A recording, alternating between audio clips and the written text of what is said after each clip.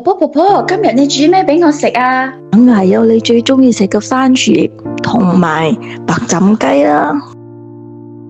咁聖誕節你有冇返嚟啊？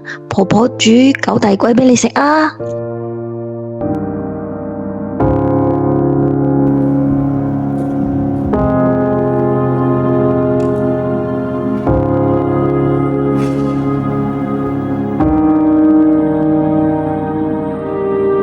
哎呀，我嘅乖孫女啊，食飽未啊？上次睇你好似瘦咗嘅，記得食嘢啊！